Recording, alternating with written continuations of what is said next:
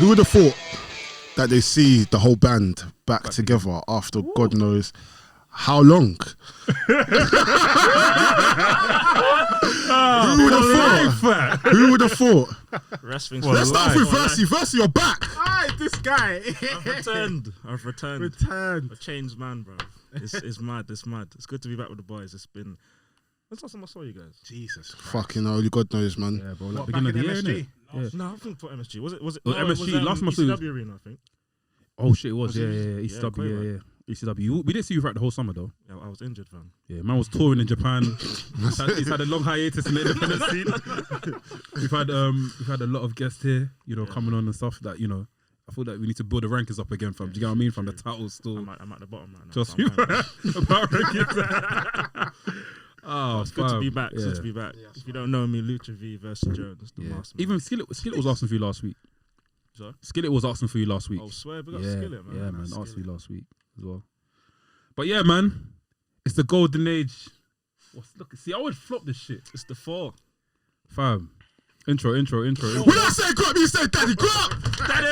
It's the strong style rating, leg drop hating, big back rubbing. Well, let me take it off now, I'm joking. It's Jericho loving, son of a gun, it's your boy Delboy, aka Swoldy Lee, aka some mark named Guap Daddy, aka a Cargill enthusiast, a Cargill fan, a Cargill enthusiast, aka... I don't know. But yeah, man, man's back, Delboy, you know the vibes. Come on. Bring it back. Oh, fuck, what was my team again? Come on. Come on. Come on, bro. Ring rust, innit? Botching. Wait. Let me charge it. Come back to me. No. You know it, bro. I know it. Let's go. 3, 2, 1. It's your boy Lucha V, from the host. Representing South London. Someone can do the effects. So, in the boy Lucha V. Fuck, I forgot. Oh, bro. Come on, man. Moving like a Nazi, fam. Come on, man. You're moving like Goldberg, man. Busting my head on the ring. Trust me, fam. So, my Lucha V, aka VRSY Jones from South London. No, I need help. The roadside G. Tag him in. Tag me. Help me. I need his energy. Help me. Go on. It's your boy Lucha V. No. Help me. Stardog's ruining everyone. Ignore me. Listen, it's your boy Sam Blackz, aka Underdone, aka Mr. Controversial, aka Viscera Top 5 Dead or Alive. Big men. Yeah? Big men. Man like Viscera, is it? Controversial files coming real soon. No, actually real soon. Underdone, it goes. Hailing from South London, home of the roadside G's, it's your boy Lucha V, aka VRSY Jones. Who's that jumping out the sky? That's it, fam. That's it. Simple. Come on, fam. That's it, fam. Come on, fam. Are you on it? Or is he content? I'm content. I'm cool. You remember that? I had to, man. Second nature, fam. Go on. Yo, it's the Foolish Professional, aka Anafi, aka VHS Pappy. I can't even say the thing I was gonna say, bro, because it's you were fam, going good, it's peak, fam. But I'm gonna say anyway. The winner of the Whose Song Is It? Season 2, baby. If they don't see it, it hasn't happened. Oh my God! Say night. It's true though. If you haven't seen it, it hasn't happened. It's that when man will come up to you and say, "Yo, you see Ronaldo score that free kick? Wait, when did he score it? It didn't happen. You get it? So." Man said impact tapings, tape delay. Fam,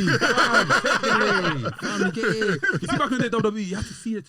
Fam, when Ultimate Warrior lost the belt, you had to be there to. You get what I mean, fam? Yeah, it's true. They don't wanna believe it. See it to believe it. What's that? I was going to say, who took the belt from Warrior that time? They didn't lose Undertaker, but they've got the tape. Yeah, They've got the tape back. I know. I think they got the tape back. I just remember that time. Very vivid moment. I can't remember. It was something like that. I think it was Taker, yeah. Happened to Bret Hart a few times though.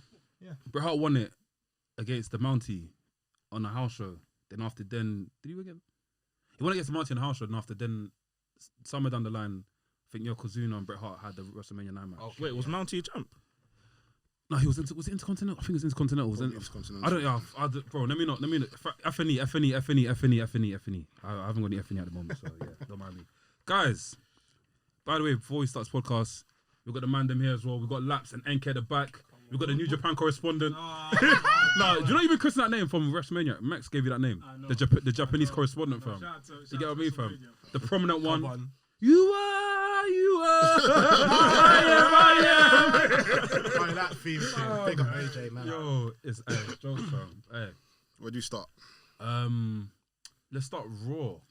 Actually, no, it's not Survivor Series. Survivor Series, This yeah. is Survivor Series. I was gonna say AEW because AEW was earlier than Survivor Series, right? Yeah, it was Wednesday. Yeah. Actually, I'm on anything. Sam. AEW, let's talk AEW quickly. I'm not AEW anyway. Do you want to tag in? Do you want to tag someone in? Yeah, do you want to tag someone in? No, I'm already in. No. I mean, for the get me rushed. That's not me, fam. It's all good, man. Big up, AK, big up, welcome man. back. Welcome back. Trust me. AEW this week, we saw Will Hobbs turn heel. I was shocked. I think I was sick. Yeah, same. I had the feeling it was coming. I didn't think It would do well for him. Especially because- if you've been watching AEW Dark as well, and Yeah, Will Hobbs yeah. has been wrestling, you Yeah. see like Taz has always shown that I've got interest in this guy. Every So- match he's been commentating. Yeah, for it, so Yeah, I'm and it makes sense because if you notice now, that every time that Will Hobbs has come to save Darby Allin, he's conveniently come mad late. Like if you notice the last 2 times he saved Darby Allin, he's come like mad. Yeah, mad, before mad, the things mad actually late. happen. Yeah, after. And the to things be actually fair as well, he's made them run away, but he's not hitting them on it. Yeah, So he didn't yeah. attack Even any the of chair Team thing when he Taz. came in the chase, Yeah, he smacked the floor. He could have hit them on the face, but he slapped on the floor. Yeah. It's mad though. Like it's gonna do well for him because Because that it's faction gonna, looks it looks better as a trio now. Because you've got 2 big men in Brian Cage and Will Hobbs, and then you've got Ricky Stark. Ricky Stark. Absolute G. He's a star. He's been killing it from NWA Power. He's bro. a star because this guy can cut a he's from good NWA Power. promo. This guy can cut promo. He just has that presence. Like when you look at Ricky Stark, you're like, yeah, this guy could be signed. And Team Taz like looks credible right now. It looks like a proper faction right now. Yeah, I'm excited to see 100%. where they go. Even when they done that thing, when when the thing went off, you see Taz on his knees and he's talking to the camera like, Yeah, fam, cold, I was man. looking cold That still. was cold, man. Cold, You know what? I know I wasn't here for it, but was you guys watching when it was the Kingston Moxley feud? Yeah, Yeah. What do you guys think about Kingston? bro. Kingston's Promos, top Kingston- 5, bro. He's probably like, I'll probably So say realistic. rising star of the year. So- I'll definitely probably say he's like my rising star of the year because like from the deep it, the Kingston and Moxley feud started because essentially Moxley beat Kingston clean. Moxley beat Kingston clean, but Kingston's promos were so good that he was able to get us invested. He choked him out, but he didn't tap. He didn't tap, but he choked him out, but it's still a clean finish. But Kingston's was so convincing as a character that we were able to buy into a feud that led to a pay-per-view. Do you know what I mean? Not many man can come off a loss and cut a mad promo and still have us invested enough to see them in a pay-per-view setting. That's how sick Kingston is. It's because of how he is. Like Yeah. he's a very realistic character. Where He's so you cold. just see like- him in a bar or something punching up somebody. and I'm Just a telling you, madman. the day he turns babyface, He's gonna be one of the biggest in the world. Yeah. Do you think he can be AEW champion? 100%. Yeah. Not see now, it. but Not yeah. now. I think because I feel like it's gonna go to Kenny and then Paige is gonna get it. Yeah. That's what I was gonna say. I want to see where this feud with Paige With Pac. and Pac Yeah. Pac and Kingston goes Yeah. before I make that decision. Fair Yeah, enough. I I've was never- surprised. I can see it. I thought that he was going to get the championship, and I thought they were going to push the Kenny match until Revolution next year, innit? But when you lost, I was like, all right, cool. We'll see. But he kept mentioning Pac. He kept saying a little British friend, innit? So I was like, okay, there's something's going to be building up from there. What I like as well is that they didn't forget about Death Triangle as well, because obviously Death Triangle didn't get a chance to take off because of the pandemic, innit? So now that Pac's back, and now that we've got Pac, Pentagon, and Phoenix in a faction, like I want to see. Yeah, It's serious, Blackz, you bro, serious. Trust me. Yeah, It's cold fam. still. It's cold I'm still. surprised when you mentioned about Ricky Starks. Yeah. Yeah. Nah, like Death Triangle, like going forward, that there's so many different possibilities in which AEW could go with their factions right now. Because there's a lot of them, but now, because in the beginning there was a lot of factions and a lot of them didn't make sense, but now a lot of the factions are being given the proper direction in it. So imagine a future feud between Team Taz and Death Triangle. Yeah, I can see it. That would be sick. Do you know It's what I mean? 3 members as well. Yeah. That's 3 members. It makes sense. Yeah. Because apparently, also, this makes sense as well, because apparently the Bucks and Kenny from earlier have been talking about introducing trios titles later on. Okay, It makes sense. I've never seen that before. Yeah. Oh, it's in New Japan. They've got trios. They got trio titles as well. Yeah. And in a lot of the Mexican companies as well. Lucha Underground had trios titles as well. Okay. Yeah.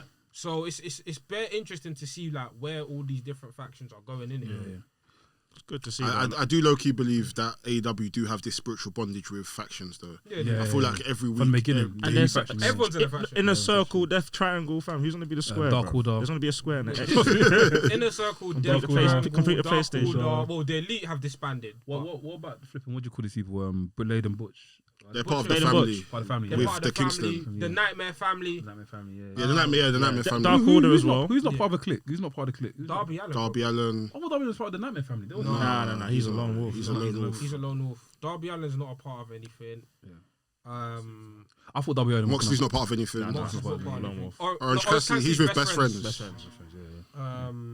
Yeah, I think everyone has their little groups up in it, and I know it makes sense to a degree because to keep people close together and to keep make sure everyone gets a bit of screen time. But we'll see in it. It's working, man. I'm enjoying it. I'm liking to see that. Go. No, I do want to swap. I was just gonna say that if you looked at. Sorry. If you looked at wrestling back in the day, there were a lot of factions as well. If you look at WWF, Heart Foundation, $1 Million Squad, with the Undertaker and all that, there were a lot of factions back in the day. So I don't even watch AEW. Any reason to mention the Undertaker?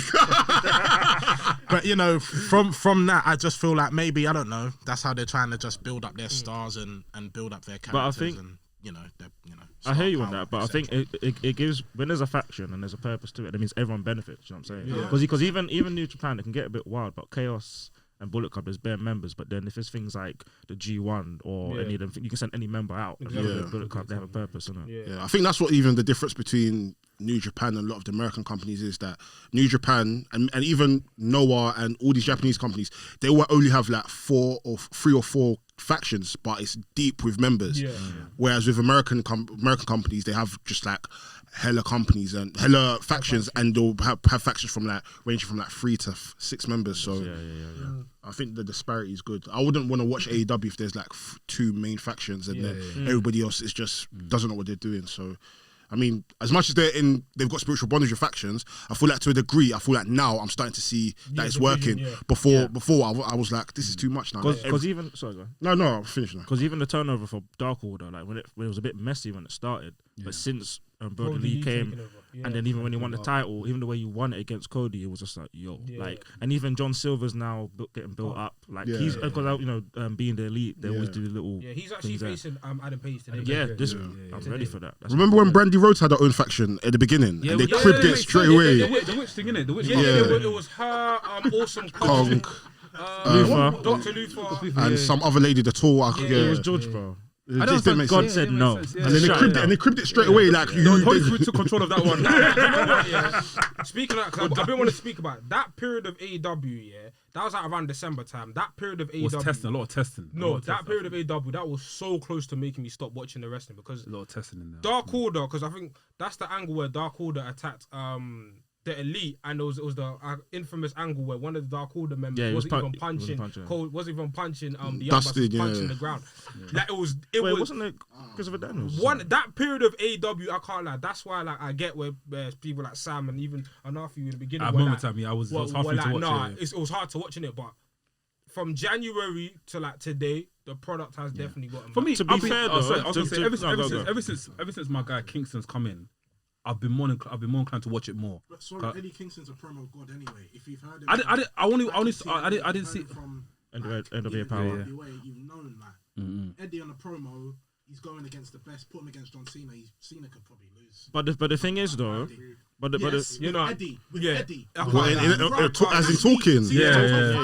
Yeah, I think Could clean the floor with Eddie can talk, bro. No, he's up there. Triple H. Bro, deep I don't know it, about that, bro. Because deep it, we got invested. I like Eddie. Do you know? I think the reason why we kind of like. I think you said this last week. I think the reason why we like Eddie a lot because he talks talks out, but he talks our language. Yeah, he relates to you know what I mean? He's And from that, I feel like old John Cena, Thugonomics John Cena, him and Eddie on the mic. I'm sorry, you know what? Oh, come on. But bro. it would work though if you think about it. If John Cena's a straight laced guy, and then you've got Eddie Kingston who's just like from the black, you know what I'm saying? Yeah, so it will make the clash of like you're trying to bring him back to those days and seeing him about I'm not there You've anymore. just given me an idea for a sick feud. Imagine an MJF versus Kingston feud. That'll work. You have literally you have the guy who's literally from the gutter like Eddie Kingston, and you have the privileged rich kid. Yeah.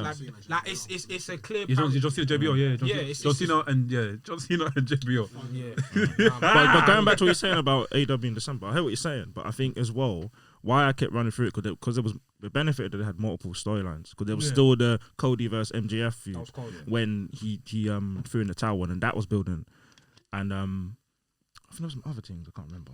But like there was enough for me. Kenny and Paige had just started being a tag team at the time. Yeah. So there was enough going on AEW for me to be like, there's a lot more I can watch than. And Cassie was getting. Yeah. But I still agreed when Dark Order first started and Nightmare Family, I was like, this is stretching being stretched. And for me, the match quality at the time was still at a higher. So for me, I would overlook the stories because a lot of the stories were just cack, so I didn't really care. But the matches were sick. So for me, it still gave me a reason to tune in every week. But obviously there'll be certain angles like the Nightmare Family and what happened. Because the thing is that when Dark Order first came in, I already knew them as like Player Uno and Player Dos from PWG. So I'd already seen their back work. So I was already invested. But then when they now started bringing in all these people wearing all black and the minions, it didn't make any sense for me, because for me it was like, okay, cool. I don't mind the whole dark angle. Like we still regardless if this is a sports product, we still need that. New Japan has that. But it has to make sense, and all these minions, it's not making it looked cool when they first debuted, but as time went on, it wasn't even consistent. You would have like 2 or 3. It just didn't make sense to me. I thought Dark Order was going to come on a mystic thing. Like I think we said this before. I thought it was going to come a thing where it's like basically scratches of the Fiend, scratches of Undertaker, scratches of Kane. I thought it was going to be the whole sort of but I feel like after a while it started becoming a bit like... It was a bit goofy.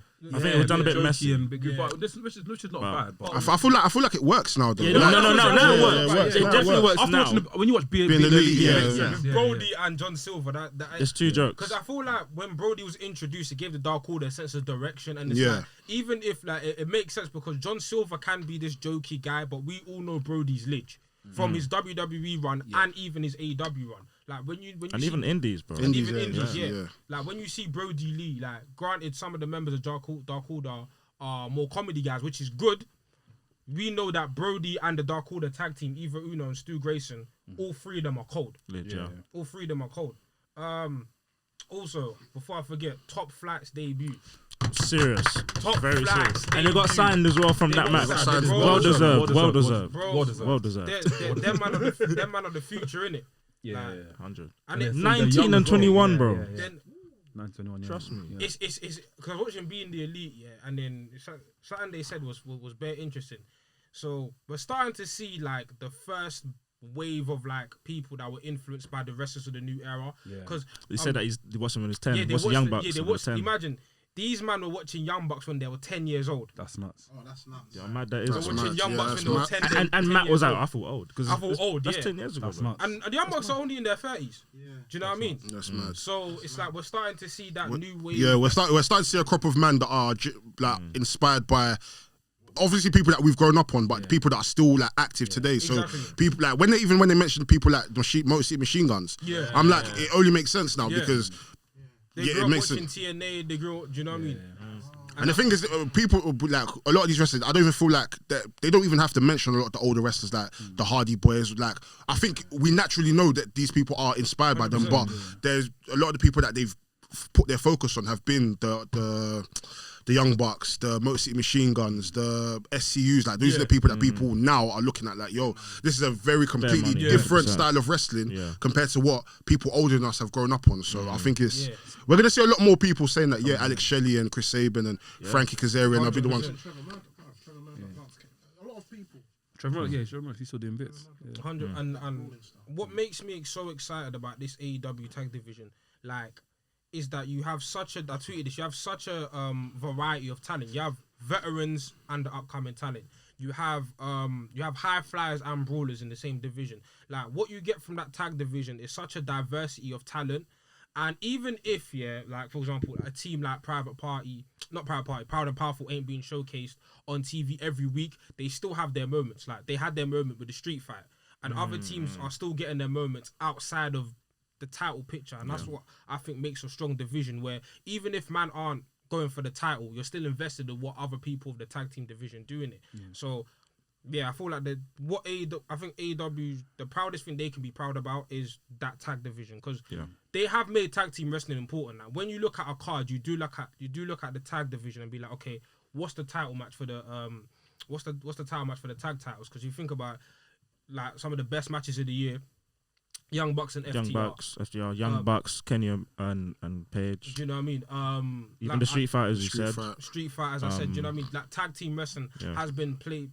Has been given so much importance in AEW, and that's what I appreciate about that. And it can be in the main event, and you won't sit there like, why? Like 100%. it's been spotlighted, and it deserves to be spotlighted. Just the possibilities as well, and even now, I think I mentioned this on the podcast before as well. I feel like what AEW even needs to do now is we've seen their collaboration with NWA with the women's division, and I mean for me it's a high point because we're getting to see more women come in to showcase their stuff, but I think it's to the detriment of the actual AEW women's division. I agree with that. But I also believe that they need to push forward in terms of like the tag team division as well. I feel like even if they were to link up with like the likes of Ring of Honor and Impact and maybe MLW, and even if they create like this tag team tournament or something like a cup, and just have all the best wrestlers from all these different promotions come together, and because we have a lot of indie stars coming in not signing, because someone even asked me the other day about they saw this is before Top Flight even signed. Top Flight have come in, they're not signed. Is it a thing of like AEW bringing in unsigned talent? I'm like, yeah, they want to be able to kind of like showcase the talent that haven't been signed, but also use it as a means to put their talent over, which for me I don't necessarily agree with, but it works. But why though? Sorry, not to cut you. Go on. No reason why don't you agree with it? I feel like AEW have enough wrestlers to be able to pair people together as opposed to bringing in people. And then it's like, for me, not that it matters, but I'll look at this talent that will come in. They're not signed to AEW, but now I'll look at their AEW record and it's like 0-15, and it's like, No, I agree. Like what's the actual end goal? Like, are you planning to sign them? Like it doesn't, like when Benjamin Carter came in, he was losing how many matches, but he was killing it. Then he ended up signing. And I think even Lee Knight as well. I think that's Lee. He's in Lee Johnson. Lee Johnson. Yeah, he's part of the he's got like family. 0-18 or something, and now he's just part of the family. Like, okay. So. But to your point, you were saying that you don't agree with it because there's a lot of people enough. Yeah, I feel like they have so much people. So much. Even when you watch on Dark and stuff, you see how much wrestling. And even now that Dark has now gone from like 4 matches to like 20 matches, and for me it's like I feel definitely that second TV show that AEW are planning to do will help alleviate some of the problems that they have, because they have a stacked roster in it. But now it's time. Now you've built a stacked roster across most of your divisions. Now it's time to showcase the talent. An interest. I listened to an interview Kenny Omega had recently, and he was like, obviously it will never happen, but he was like, in his philosophy, he doesn't mind working with any company. He even said like WWE as well. He even said WWE. He'd love to work with like a Seth Rollins or something like that. Do you know what I mean? AJ Styles on a dream. Bro, like obviously it won't happen, but like imagine if you could get like some sort of communication between the two companies and be like, I'll take AJ and Drew. NXT, probably NXT. No, but that's why I even mentioned the point of if they were to link up with the likes of Ring of Honor, Impact, because I feel like Ring of Honor, Impact now they've got this agreement where wrestlers from either company, like there's so like EC3 went to, no, but there was a period before where they wouldn't allow that because it was because of TV deals, So and plus, like Kenny has a good relationship with Don Callis, who's an EVP, and we even see Conan on the latest episode as well. So, I think there'd be a good chance to get like the Good Brothers to come over to AEW. Even the North, like I've been waiting to see the North versus FTR. Apparently, what I've heard about didn't the North come on NXT? Nah. Wait, who's the brothers that came on NXT? Is it? What, they were on there recently? No, I forget. Apparently, the North might, because what I've heard is that the North's TNA contracts are coming up soon. So they might be thinking. Apparently, they're being eyed up, but obviously WWE, NXT, and AEW. So I think their days in TNA are coming to an end, from what I know. But apparently, the Rascalz have. The Rascalz have left. They've gone to WWE. Apparently, they're going WWE or something. Yeah. Apparently, they're going straight to the main roster. Yeah, apparently going straight to the main roster. I mean, they're TV ready, but I mean, I feel like I low-key feel like Impact done them dirty by not giving them the titles. I feel like they were at a point one of the premier teams at Impact. Then obviously Impact started to get an influx of more tag teams coming back, and then for them to not get the tag team titles, it just didn't make sense to me. But what do I know? Give me your Jade Cargill update. Still no reply, so I have no update for you, bro. Unfortunately, week nothing. 2, but she's looking good. Yeah. She came again with a yellow dress. Yeah, yellow used to be my favorite color back in the day. So No, fam, I got a picture of me back in secondary school with. Red has never been my favorite color, but yeah, she attacked Brandy. It seems like Jade is gonna be aligning with Vicky and Nyla Rose, which I don't understand. I felt like I kind of see it because Jade, she's sick. I want to see her wrestle, and I think. Did you feel like her promo was a bit scripted when she first spoke? I felt like she was trying to remember something. Yeah, low key. Yeah, low key. But I'll so still maybe invest. No, no, outside of the looks. No. Wait. I know where it's going. Outside of the look. I feel like because the thing is, Look outside. no, because when that whole segment of her and Brandy came up here, I feel like the way I was like excited about it, I feel like people were just thinking, nah, it's because she's good looking. I was like, no, this is a fresh talent that's come in. And she looked like she's supposed to be there. She looked like she was meant to be there. Despite some of the shaky points and whatnot, I felt like she's nailing it, you know what I'm saying? And it's a statement of intent because they put her with Cody. Do you know what I mean? Yeah, that's a big statement. It's a big statement of like where they see her going.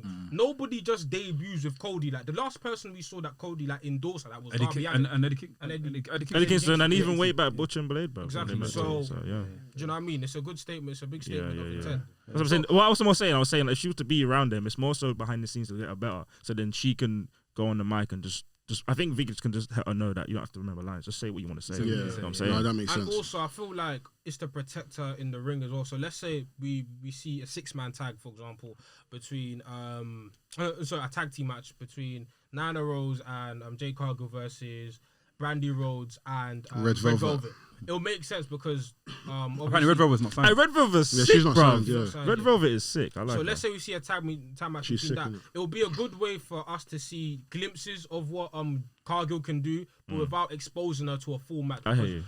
She's still quite fresh in the business, isn't it? Like I watched her Unrestricted. She's quite new to. She's very new to the business, isn't it? Like she's only been wrestling for like a couple, like this year, innit? So, yeah, but she's got presence. So, She's got presence you know what I heavily. mean? But you know what? To add to that, yeah, just before we move off, women's division is looking better. Did you guys see that? I don't remember her name, but she's very short. It's like she's legit something. The one that she's like an MMA. Yes, that match. She's sick. I can't remember her name. But she's like a small MMA. She's like She 4 faced foot. Serena Deeb like 2 weeks ago. Sick match. So I've seen her wrestle in GCW a few times. She's cold. She have a hair tie. Yeah, she had her hair tied. Yeah. She Red Velvet's looking good. Tay Conti, got Anna Jade. There's a lot of people, and even Serena now. And if Thunder Rosa moves to AEW, that's looking good. There's at least 3 feuds with those people I mentioned. Some people are saying that AEW are way too reliant on NWA's women to get the division over. They've only got 2 people from there though. And some people feel, I'm just saying what some people feel, and I don't agree, but some Who's people the 2 people? I know it's Thunder Rosa and the last time they got Alison Kay. Oh yeah. But But that's only 2 people. Yeah, Alison Kay's left NWA. Yeah. She's But, left, oh, true. But yeah, she's coming left. from, if you're saying what she was, Marty Bell been in. no, but she's left. But she'll probably be there soon. So, because apparently people are suggesting that the NWA women's title is more over than the 100%. It is. It's sad, but it NWA women's is. title. But all you gotta do, That's sad, man. because they've not put. No, the reason come through. The reason why it's sad, yeah. Don't talk me. You could jump on. I'm not. The reason why it's sad is because this has happened twice now. So when Riho was the champ, the AEW champ, she was barely on TV. She would defend it once, and then she would defend it against Nyla Rose. She lost. Then Nyla Rose champ, she was barely on TV. Then she lost it to Shida, yeah. barely on TV. So the NWA title was shown at least twice in 2 weeks. And that's more than the AEW Women's 100%, Championship. So that's what I'm saying. It is sad because it's their championship, but they're kind of like, oh, NWA, come through. Do you think it's because obviously the reason why I think they have Shida as the champ is because she's probably the best wrestler out of the women's division. She is. Yeah, 100%. But in terms of like promo skills and stuff like that, obviously there's a language barrier and stuff like that. She's not. Like, I think Nyla Rose is a better character than Shida, but I don't think they trust Nyla Rose to be their champ. But with obviously NWA women, Thunder Rosa and Serena Deeb have shown a lot more character than Hikaru Serena, Shida. no, because her promo she did in that little box. She looked like she was reading. brutal. But the thing is, I feel like Brutal. with the women that are competing for the NWA, they're veterans at this point. You know what I'm saying? They've been. they've been Well, around for a Serena, long I know time. Serena's a veteran. Serena's been doing this for years. You know what I'm saying? She was even in WWE as part of the Straight Society.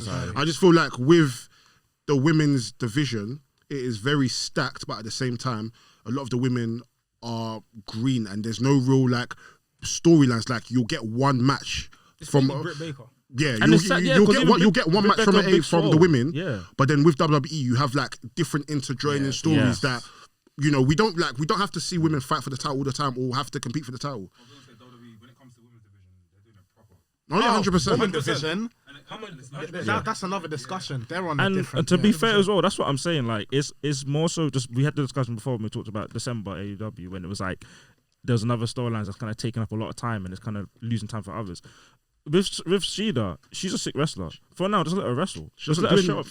She rarely wrestles. She rarely Literally, does she's all in the barely crowd. there. She's in the crowd, just holding the title. Reacting. And for me, I feel like the title's shit as well. I'm not gonna lie. title's bare I small think as well. it looks like a flipping quality streets. Yeah, I don't like it, but I just feel like I feel like a lot of people say it's not true, but I feel like they still need to hire more women.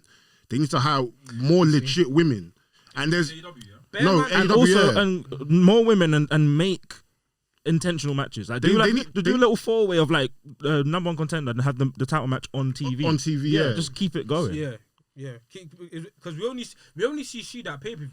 And it's like they'll build, like for example, Or in the crowd. For example, the perfect example, the build to Nyla Rose and Shida. that was made no sense. It was just like, No build, just no vibes. Build. It's like, well, I haven't been wrestling on AEW because I want a chance for the title. She's like, okay, let's have a match at Full Gear, and that's literally what happened. It's like show them, like show us why we should be invested in this feud. Do you know what I mean? Speaking of invested, who was invested in Survivor Series? Tag out. Oh Tag wow. Wait, but why is it a tag out thing though? Why is it a tag out thing? I was invested in a watch along, and I was invested in. I don't like it.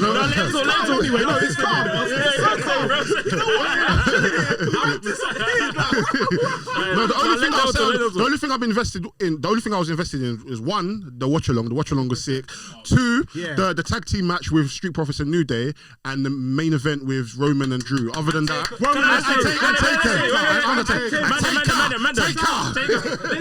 To be fair, yeah, I ain't been here for a long time, yeah. I just wasn't invested. I respect Taker. Taker's Go. No, he is Vigo. I was a referee, man. Count him. I'm sorry. He is Vigo. 1, 2. Basically, yeah. I ain't been here for a long. I ain't been here for a minute, but I gotta say, I know I gave Roman a lot of shit. Yeah. Yes, I have been. I gotta say it. Talk your shit. Give me a minute to speak. Roman has impressed me, bro. Too much. I'm loving the heel turn. This is what I wanted. I said it to Blackz. I said it to Del. I said it to Nafi. Turn him heel. Let him be himself. It's been brilliant. I'm legit always watching SmackDown to see what happens next with him. The feud between Jey Uso, brilliant. The way the Clash of Champions match, brilliant. Head in the Cell, like the ending. Yeah, man, I'm loving it. I like what's happening, and also my boy Drew has been killing it. Holding it up. The Orton feud was a bit long, but I see what it did. It was to make him be a credible person. I'm sorry. I feel like I'm happy I got the belt back, bro. Yeah, I don't want to see Orton versus Roman. That's dead. Yeah, it's So, not dead, but yeah, It's boring. It wouldn't have been Where as the- intense as it Bro, was. you haven't did the intro yet. What the hell? Come on, Sorry, man. bro. I'm done now, but I have to say. I know, Yeah, go on. I need to hear it, Man, bro. laps, go I on. need to hear it. Can you do the proper one, please? Pop one, please. Yeah, pop one, please. There's no remix. Alright, listen, them man already know who I am, innit? So Jeez. Come on, let me just do it from the. I need to do this. I ain't heard it for time. Come on. Alright, so obviously, yo, the laps, oh shit. Oh, come on, please. Stop doing this. why is it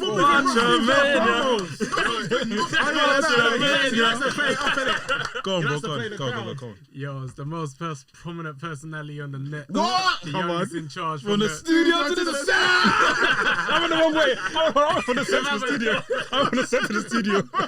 Hey, no more canteen chilling. Our main event. Gang free. Ric Flair spending it on Champagne sipping. Come on. Don't get too burst though. Don't worry, I'm good. It's your boy, 50th episode, you know, we're getting late, you know. No, it has to be we're done. getting I lit, might bro. bring the Undertaker wine as well. Bring you got them origin and everything there. I need to be there. It's gonna be wild. I might bring the Undertaker wine. You know, Undertaker's got his own wine. There's a wine. But Wait, that's I'm what I was supposed to Wine. message you. Sorry. Have you ever seen the broken skull? Yeah, I saw it. Yeah, I have. He goes, Sick. proper But you know wine. what? I haven't watched the whole thing. I'm watching like the last 40 minutes. Come on, No, man. bro. I've watched the Brothers of Destruction. I've been through so much. I've watched Brothers of Destruction yet. Brothers of Destruction Of course documentary. I have. Have you watched the Mortician? Of course I have. 10 out of 10. Hey, have you The seen whole this new documentary. series that WWE are doing called Icons? The next year. RVD's got one, you know. RVD's got Beth one. Phoenix. RVD? I want to see the Beth Phoenix one. RVD's got one. Yeah, RVD.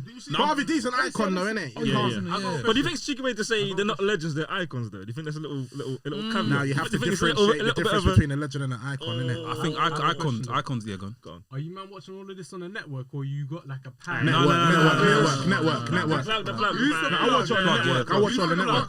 Off screen. $9.99. I watch But I'll on tell you the something, network. yeah. I'm I'm never trying to be one of them guys, yeah. But bro, it makes sense to have a WWE network. When it comes to the account, it just feels nothing, and it feels like nothing. And also, there was a day when I was watching Money in the Bank. I think you had WWE network, or someone had WWE network here, bro. I was 30 minutes late. Someone won the title, and I'm still watching it. I'm like, oh, that was sick. Oh, that was sick. Oh, that was. The WrestleMania free trial in it because you're given 30 days. Yeah, WrestleMania free trial. Yeah. That's when I kept it. WrestleMania. I think it was WrestleMania. No, with the network, everything's just clear. It makes sense. Everything's clear. There's no issues. No problems. I watch every single documentary as soon as it comes out. Bam. Their documentaries are brilliant. I will Brilliant. never Brilliant. crap on them. Absolutely 10 out of 10. Seriously, especially as Broken Skull podcast, I just get drawn in. So you gotta talk to me about the time I was on the coach, right? His hands was doing this. So you gotta talk to me about You the mentioned time. them at next point and he goes, Yeah, what we saying? Survivor Series though. It was alright. It was alright. I thought it was calm still. it's alright. The men's match was alright. Let's talk about Seth though. Which kind of brings. I was just about to talk about Seth, though? Seth. No, but yeah, Seth is a madman. But the thing is, I love Seth's character. This Messiah thing. Why do you think he done that though? Was it part of a story? Or apparently there's a thing where good. Let me even. I think. you Basically, I think it's because he doesn't want to work with Matt Riddle. Yeah. yeah, did you see when he was there? He had his eyes closed. He doesn't. Yes, that's His eyes closed when Matt Riddle was in his corner. He was standing there like this. Watch it back. Hey, wait, But that's me, why did they have heat though? Like, why doesn't Seth want to work with Matt Riddle? Apparently. Oh, swear down. Is it? Oh shit! Like that. Swear down. I thought he. No, it's cool, but I thought he cussed his wife. I thought people said that he cussed Becky Lynch. So I thought it was just Matt Riddle, man. It's the sexual allegations. Matt Riddle, It's this the guy sexual loves beef, allegations bro. things, but also Matt Riddle is not liked in that locker room period. He's got doubt heat. it. He's got heat with Bear Man. Goldberg, especially. He's got heat with Bear Man. He's got heat with. He had heat with Ciampa and NXT. So like Matt Riddle isn't the most popular figure in the WWE locker room. That's bad. So have everyone though. that's nuts, though, man. Either way, that match. I like the Chad Gable and Matt Riddle exchange. I just like Matt wrestling anyway. That's just me personally. I'm sorry, but do you feel like these matches in the Survivor Series? I mean, the actual Survivor Series matches, like. I like the women's match. Do you feel like the Sorry. You feel like the matches like amounted to nothing? Do you feel like they just happened just to happen? I'm not gonna lie. I feel like they just happened. Do you want to It turn back wasn't like Survivor Series. Yeah, but Not gonna lie, guys. Not gonna lie. We was talking about this off Meadell and NK was talking about this off screen. What are they fighting for? Yeah, brand supremacy, but what does it mean the next week? Everyone just goes back to normal. Like, we were even saying, like, for something like the Battle Royal, it could have been, like, whoever wins that gets the 30th slot in the Royal Rumble. Mm-hmm. Like, give us something to invest in. Not just like, SmackDown, Raw. Like, sometimes it's good to just refresh yourself. Because even last year, when you think about the NXT one, there was something to fight for because they'd never been in that spotlight before. Yeah, so when they won, they were proving themselves. You know what I'm saying? Yeah. And even going back to one of our favorite ones, 2005, the SmackDown vs. Raw, and that was one of the first times they beat each other. So it had something to it. And brand supremacy ain't really a thing like that because it's like these men aren't even loyal to a brand because they keep switching brands. What? Two. Two. You need to think that's me. I'm fucking take phone. Two. I'm lying. They are funny. Mad. Alright. Who's in? So who's tagging? Who's? Guys, we'll be back. We'll be right back. Let's have a verse. Alright, so Things happen. yeah, so it's mad. Okay, so me and Blackz we were talking about Survivor Series. Yes. Talking about I made the point that I'm not as invested when there's nothing on the line. I think there's something. It's good, but there's opportunity to make something mean more. But like if it was like, okay, you can fight to get to the Royal Rumble, or even whoever pins the champ gets to fight them next week or something. You see, when you say that, yeah, if you look at all the Survivor Series since 2005, I'd say there's nothing that really stems from it anyway. besides that 2005, sorry, when Taker came back, I have to keep saying Undertaker, sorry.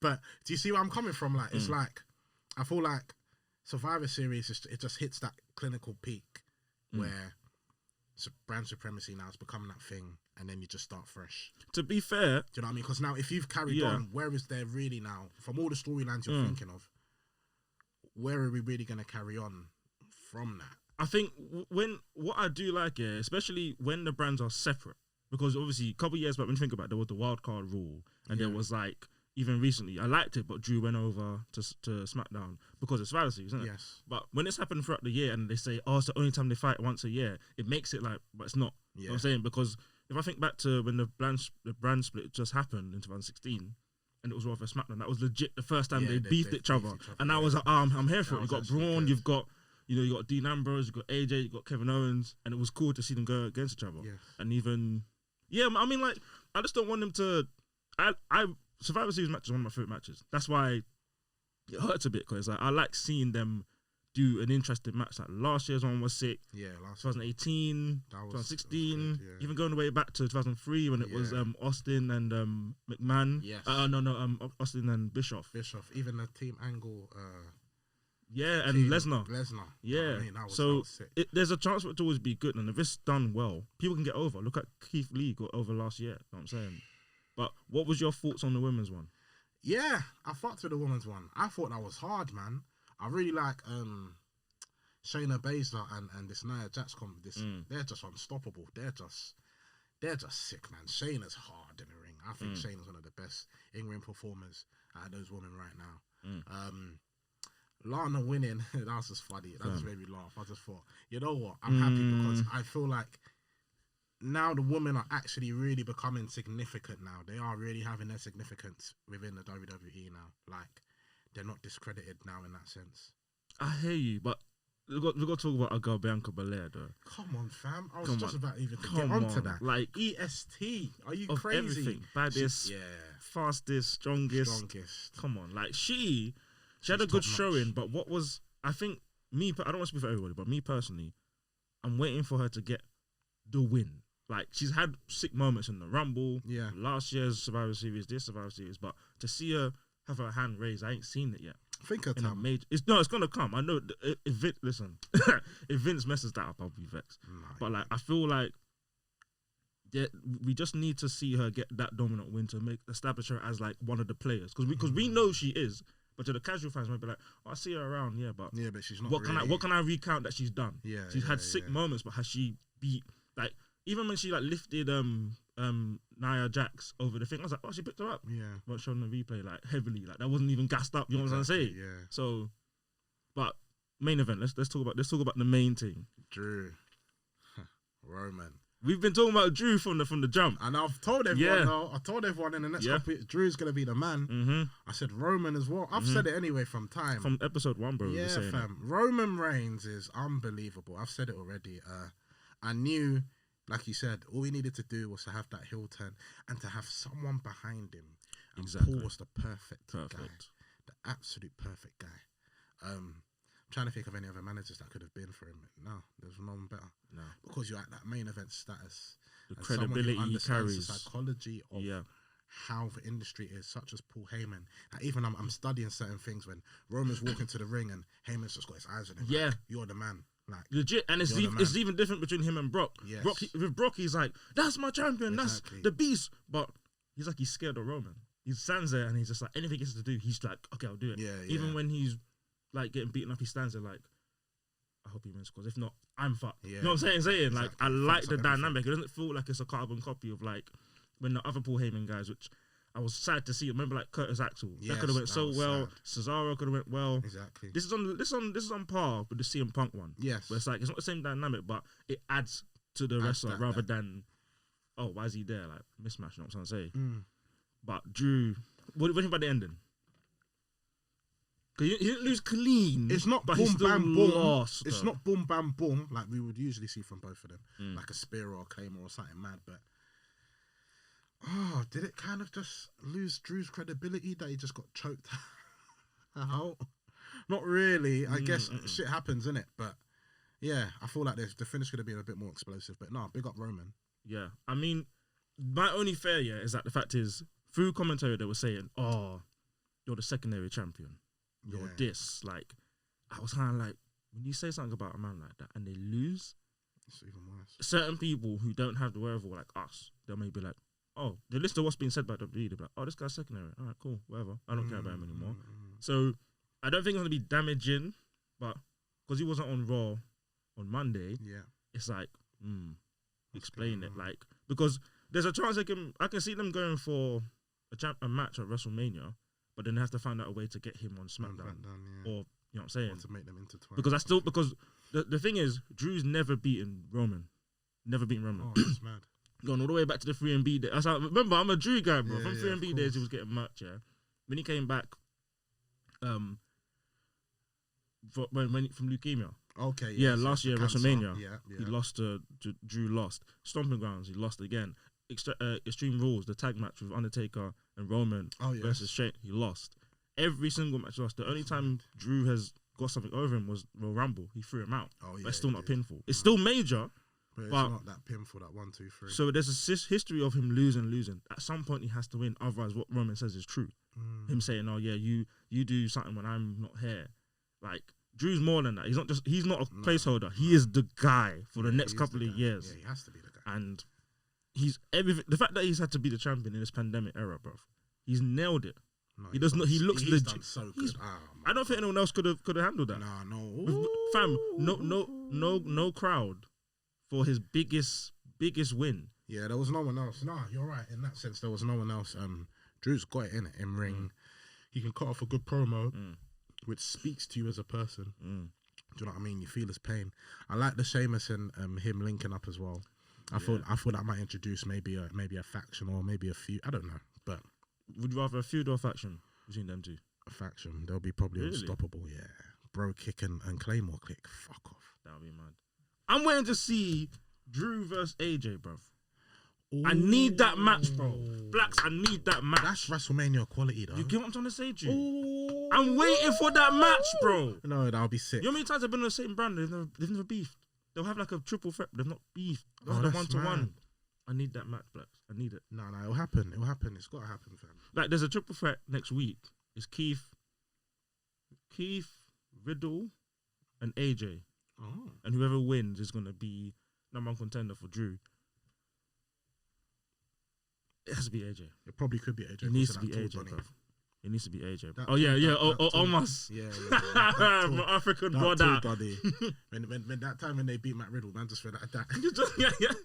Man, just threw him back in the ring, bro. Trust me, crazy. So yeah, I need that match. That match it can be main event quality, and AJ delivers, Drew delivers, even if it's a mini feud, because we know they can go back to it at any time. Anytime. Because I'd rather that. There's reports saying that it might be Braun versus Drew, but I don't know. I'd rather see AJ. There's more of a dynamic. Definitely. Especially with the big guy. How will Drew react to the big guy? Maybe what you're saying about Sheamus will come true. Because Sheamus could be like, I'll back you up. Exactly. And then, imagine that happens now. And then maybe he wins. And then maybe Sheamus helped him win without realizing. Exactly. So then Drew's like, I don't need your help. They start beefing. Triple threat, Royal Rumble, Sheamus, AJ, Drew. It's Come on. possible. Yeah, Come on. it's possible. That's spicy. Hey, book it, Vince. That's spicy. Listen to me, bro. No, it's possible still. Boy, but yeah, just to finish off Survivor Series, I guess. It's the retirement of. Yeah, come on. I'll go give you your time, bro. I was getting there. Give you your time. Talk to me. How did you feel seeing it? Was it weird to see him do it with no... Did you feel weird when all the legends came out and they were gone after? Yeah, that felt a bit weird. I don't know if it was COVID rules or something like that. I'm not too sure why. Do you know what I mean? But I was tearful when I'm seeing all his rivals come. I was thinking, fuck, mate. And it was all of his rivals. I was thinking, there's nothing really. There's Well, bar people like Orton, Edge, but I don't think they've been there. It's Austin, they were significant. Do you know what I mean? And then when he done his promo, like, time for the Undertaker to rest in peace. Shed a tear. I can't.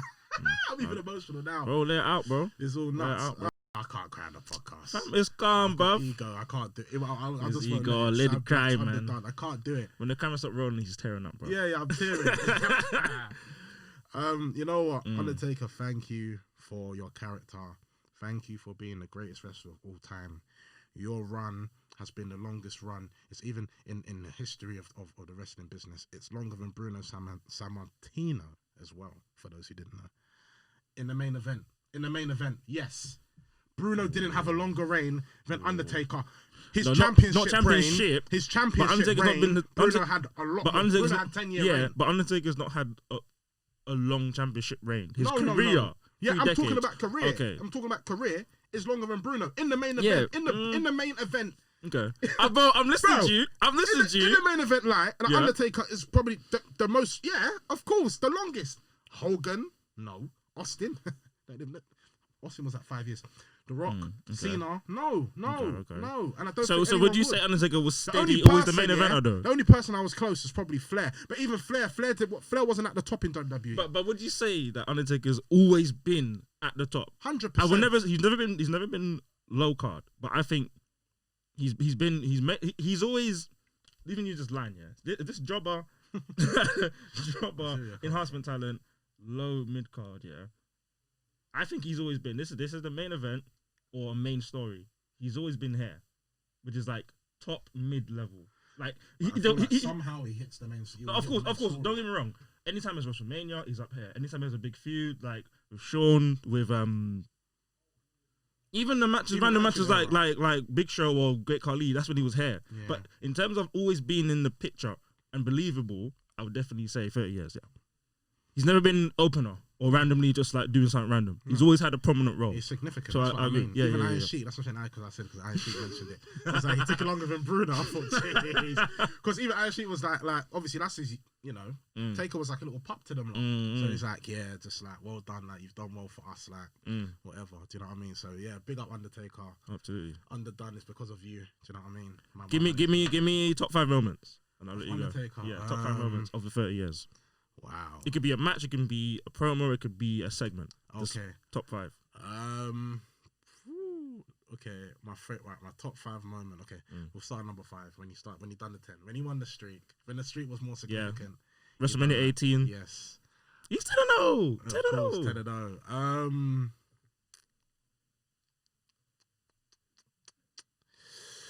When he tombstone Mark Henry, that was very, for me, that was just like WrestleMania 22. No, that was basically for me anyway. During the feud, or was it like during before? the Kurt Angle feud? Okay. Basically, he wanted to show like he's the man, so he tombstone Mark Henry. For me, that was mad. Okay. Him and Kane, that confrontation, that was blood? Crazy. The first ever one, Hell in a Cell. Yes, the 97 one. Yeah. Number 3. For me, number 2 was the moment where he lost to Yoko in 1994 Royal Rumble in the casket, and he said, "I will not rest in peace." That was the first time he ever watching The Undertaker. From my dad's VHS thing. Big up, Lloyd, VHS puppy, gang. And number one. Think about this one. Number 1, your top ever Undertaker moment, promo, or match, or segment, ever, that you can revisit at any time. You will never get bored of it. You can leave it on loop. If your VHS was stuck and they kept playing it, you will never get bored. The one thing.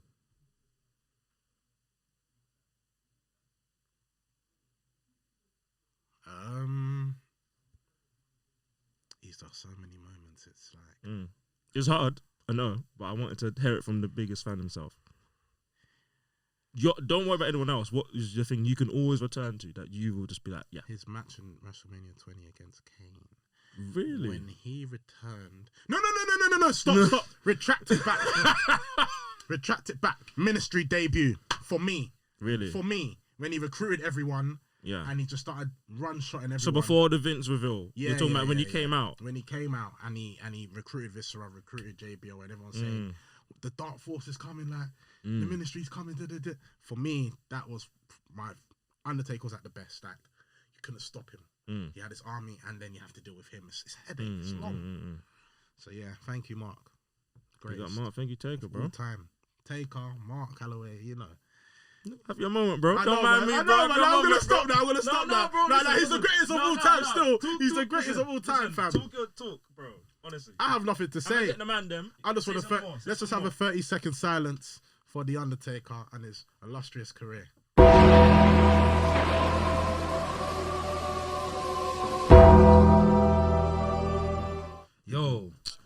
obviously we were watching it live and that. I pretty much enjoyed the debut. I mean, not debut. Look at me. Pretty much enjoyed the tribute to Undertaker. Only thing was that, wow, why did Kane come full costume though? You know, like, a matter of fact, why did they all come out to the ring just to go back? Yeah, like, I was hoping they would all like stay outside of the ring and clap for the Undertaker or something whilst he comes out. Did you think that there was anyone missing from that tribute that should have been there? Oh, I like the fact that Jeff Hardy. That was very thoughtful. Jeff Hardy. But I mean, I don't know. I mean, Edge, Batista, but I'm guessing they only picked people that are around. You know what I'm saying? Available. Yeah, Oh, I was that's surprised to see. still I was surprised signed to see thingy the Godwins and Saga Vega. That was Same. They have not been in the screens for time, so Yes. it makes sense, man. And even after the stuff they've done back in the day, Midian, who's part of the Godwin, was part of the ministry in it. So, bro, that's two things he can speak for in it. That was proper sick. No, I mean it was a good tribute. I would have loved for it to be in front of a live crowd. But if we're being real, we kind of got that already at 2017 when he faced Roman Reigns. So we already did get a glimpse of his retirement live already. This one was just more private, personal, because it's just them, that no crowds, no fan, nothing. So it was interesting, man. It was interesting. Sense, the Paul Bearer thing, though, that was weird. That was hilarious. That was sick because I didn't expect that. I was like, man, got a hologram, fam. I thought it was weird because all I heard was, was it Kane? Was it, whenever I think of Paul Bearer, I can only think of him saying Kane. That was jokes, man. Other than that, SmackDown Raw. Did you watch SmackDown Raw? I see Bobby Lashley. Obviously, him and Keith Lee went at it. Bobby Lashley hit the turnbuckle, scratched up his face a bit. Funny, you know Bobby Lashley. I think they're now gonna make him compete for the world title. It's only right, bro. It's only right. It's only right. Like who else at the moment? Like obviously they've had the Randy Orton. They've had the Randy Orton basically. Who else is there? Who else can battle up against Drew right now? Because even like Randy Orton's now got a feud with the Fiend. That's gonna be sick. Look forward to how it's gonna turn out. Even the whole Nikki Cross and Alexa Bliss thing. I was invested in that. Proper sick. But yeah, who now can actually match up to? Drew. Unless you're talking Keith Lee. No, they're not. Because even Keith Lee's gonna have a #1 contenders match. Yeah, for sure, but I know they're not gonna push Keith Lee for now. Look how they've ruined his attire already. Yeah. They've given him singlets. He's got a new song though. Oh yeah, song kind of slap still. Yeah. Okay. I think the song debut that Survivor Series. I can't remember. But they need to take away that singlet. We need NXT Keith Lee back. Then I'll say, okay, he's a worthy title contender. But then again, they don't need to push him to the top straight away. But I would say right now, Bobby Lashley is the only person I can see competing for that world title. He just needs to drop the US title, which will happen eventually. So maybe he does drop it to Keith Lee or someone else. But Lashley, he's competing for the world title. I'm not sure if they're gonna let him win it though. But it'll be nice. Good. It'll be nice to see. Because I think what they might want to do. Hasn't Lashley already had a match with Drew ready for the title? And that the greatest match of all time, Backlash, innit? But and that match was cool. But really and truly, we know what we want to see, fam. We want to see Brock Lesnar versus Bobby Lashley. Oh, 100%, 100%. So yeah, but who knows? WWE might give us that because they like to put a spanner in the wheel, wheel and spanner.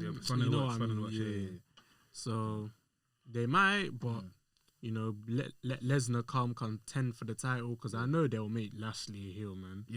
Of I know they will, but and they're gonna make Bobby Lashley. They're gonna make Brock Lesnar a face. That's not gonna work in this day. I've always seen Brock Lesnar as a heel, fam. I mean, bro, I see him as neutral. Brock Lesnar does, he does what he wants. He can be. I remember. He does what he wants, but I'm saying, as in, I can't imagine Brock as a heel. I mean, as a face. Like right now. For me. I want to see Brock Lesnar as a thing. Yeah. It'll be interesting. It's even weird seeing Drew as a face, bro. Drew. You know what I mean, bro? Nah, I kind of like it. I like it, but I don't get. I like it, but I'm saying it was weird because at the beginning, do you remember when he first became champion? He was not sure on whether he was actually a heel or face in it. So yeah, Drew, he's badass. So yeah, he's sick, man. Sure. He's sick. What else happened on Raw? That was quite Drew. Good. The Hurt Business are trying to contend for the tag team titles. Yeah. I think New Day. It will be good to see Cedric Alexander and Shelton Benjamin hold that title. Yeah. So what does that mean for the New Day then? I mean, the New Day've held the tag title so long, long, so many I times. feel like if they lose, like it's like, bro, you know what I mean? if they lose, they're gonna win it next week on Monday Night Raw, SmackDown. Or somewhere down the line. Somewhere down the line, but I don't know. I think it's time for the New Day to actually split. Big E's not there anymore. It doesn't have the same feeling anymore. They're not the same. I mean, I think it's time, but I'm not sure how they will do it. I'm not sure where they will place Xavier Woods or Kofi Kingston. Yeah. But it will be interesting because I need for those characters. I want a breath of fresh air, something new. Yeah, of course. A new gimmick. Of course, man. Let the Hurt Business take over now. Yeah, that's like Evolution Volume 2. Yeah, I'm with that. What else needs to be discussed? Orton and the Fiend. I like this story because it seems that the Fiend is going after everyone from his past that's beat him or done something to him. Yeah. So like he's going for Orton now. The only person that's returned from the past that actually like obviously had a match with the Fiend and come back and as a normal person and nothing's changed is Braun. Braun hasn't seemed affected as much. I mean, obviously he's cut his hair and that. He's cut his hair. He's removed his top. Like he's lost his shirt on the ground. He got a haircut on the ground.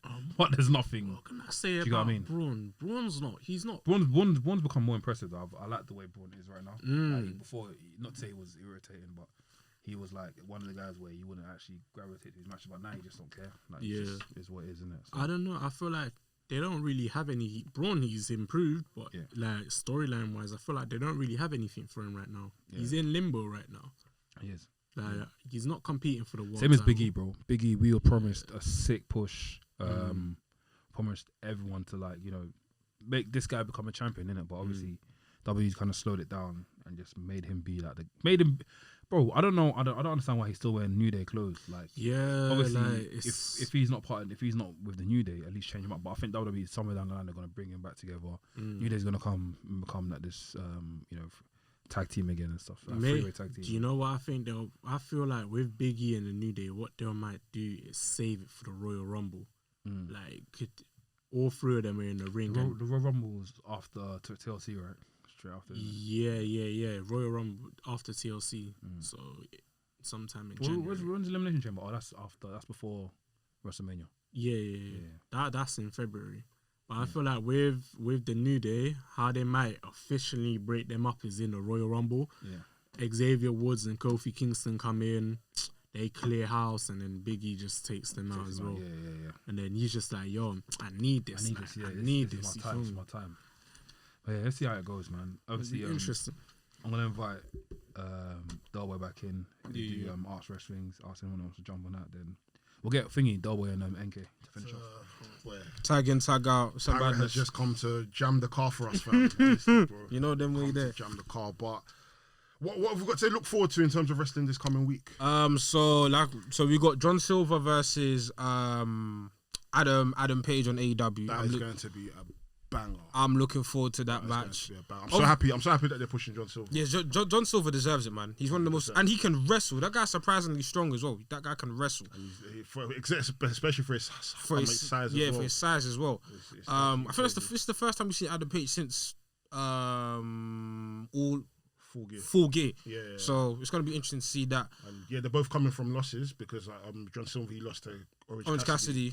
So I mean, it looks like Adam Page is obviously going to go over. I don't think it does any damage to John Silver 100%. Losing. So I think for him, it's a good showing. It'll be a great, entertaining match. Obviously, I'm looking forward to see where this Team Taz angle goes through, progresses.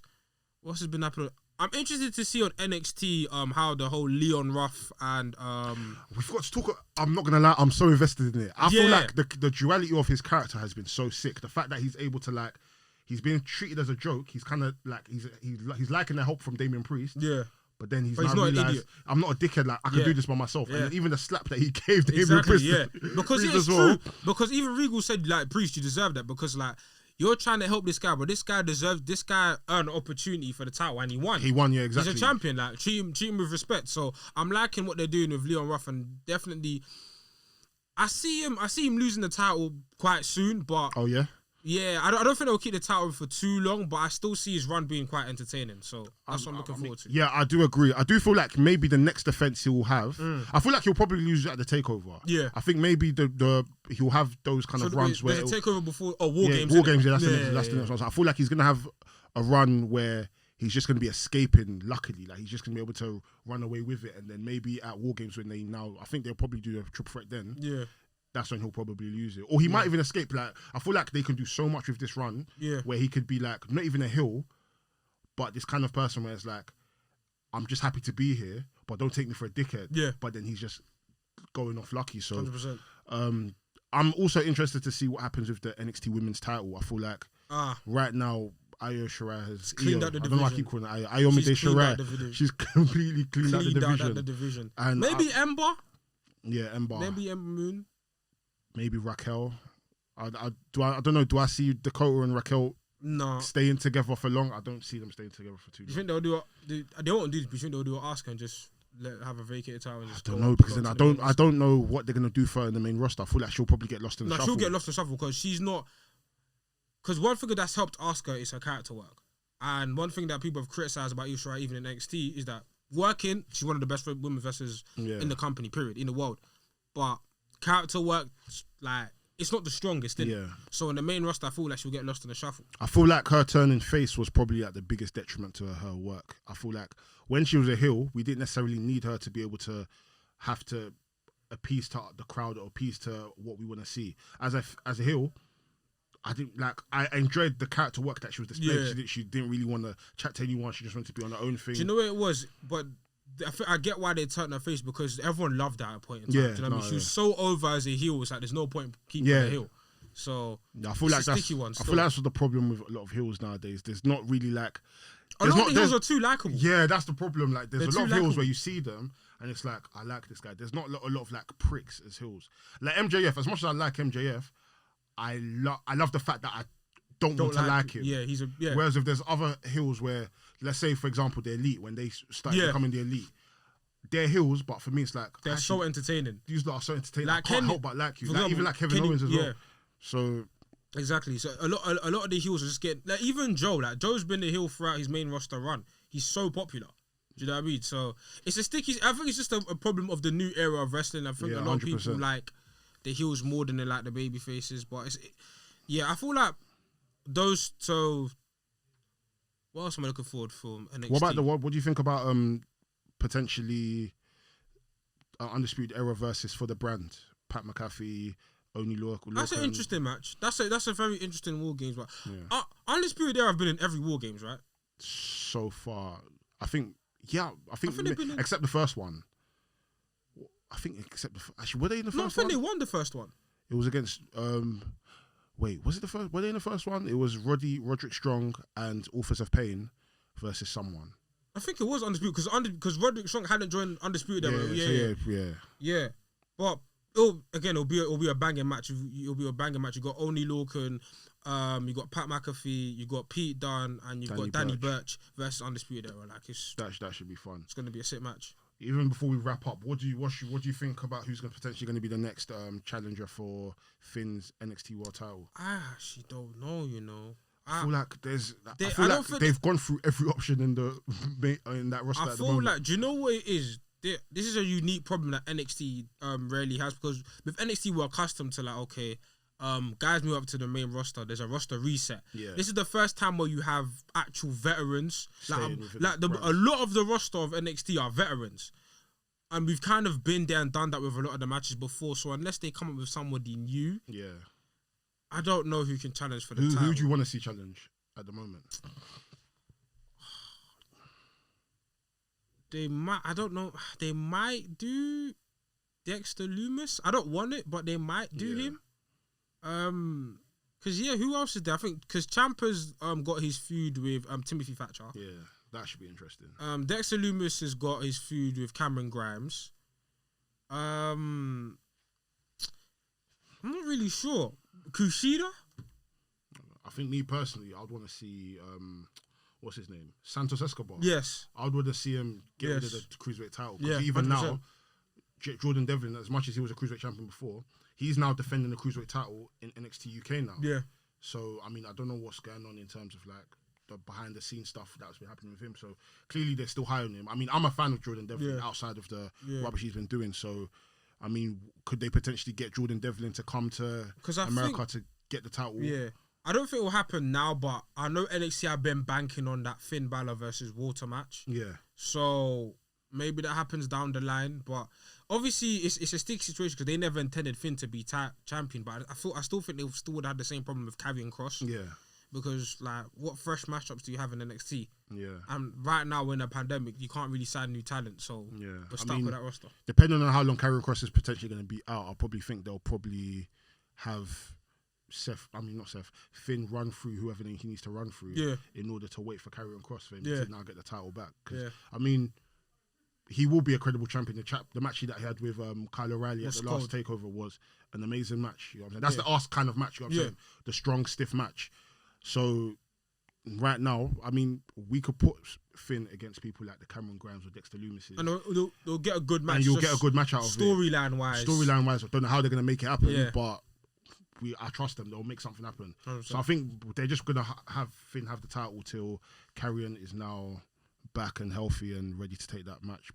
But then that's now the problem, like you said before. Once Karrion is now champion, who's going to be next? Like, there's not really, because we're so used to people winning the title, then dropping it, and then leaving to them to Raw, SmackDown. So, well, we've got an exciting weekend of wrestling. So we'll see what happens in it. Well, this has been another episode of. Was this number 46? Number 46 of WRESTHINGS. Delboy here. Got NK. Do you man want to come and sign out? They can't even hear us. Yeah, you man might as well come and sign out still. Yeah, we're nearly done anyways. What are they going to do? Kick us off? Yeah. Yo. Listen, sorry about the mishap, the Royal Rumble. Bearman got eliminated. The last two are still here, but guys, I just want to say a special thank you to everyone that's listening, that's been listening to our podcast, everyone that's subscribed, everyone that's been following us. The man on my back, VRSY's here, Sam Blackz is here, NK's here, Laps is here, Delboy is here, Anafi's here. Fam, it's nuts, man. I love you guys. By the mandem, for the mandem. Come on, always. Bow! Pussy! Full squad.